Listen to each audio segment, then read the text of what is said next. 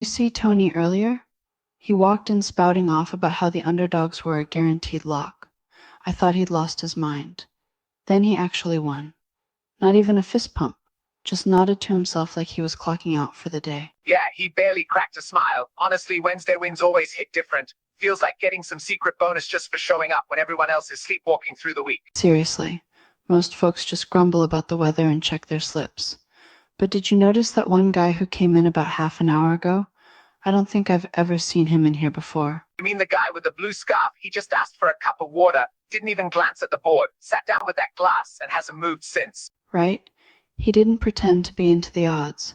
Just quietly thanked me for the glass, sat down, and melted into that armchair like he belonged here.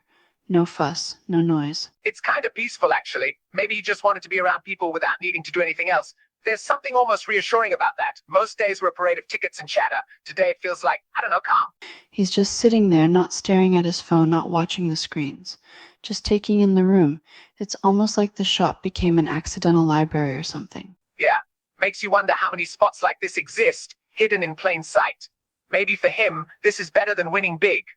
Just a little peace and people murmuring around him. Odd kind of jackpot, but a good one.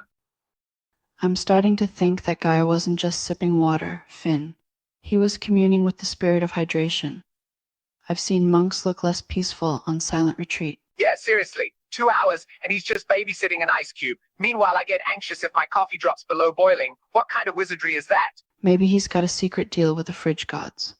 Or he's the world's slowest time traveler, taking a pit stop in our shop to let reality catch up. Plot twist. That wasn't water. It was liquid Zen. Every sip, he leveled up his tranquility stat, and now he's on the leaderboard for Enlightenment high score. And here we are, betting on horse races while he's betting on inner peace. If he meditates any harder, he'll float out of his seat and scare off the bookies. Honestly, given our usual customers, a levitating monk would class up the joint. Maybe next time I'll just hand out complimentary ice cubes and encourage a full spiritual awakening. Make it a tasting flight. Cubes of tranquility, chilled stillness, frozen enlightenment. It'll be the most relaxing chaos this place has ever seen. Perfect. Maybe I'll finally win a bet on who can sit quietly the longest without screaming internally. Spoiler, the ice guy already won. You ever notice how the most exciting thing that happened today is a guy basically doing nothing?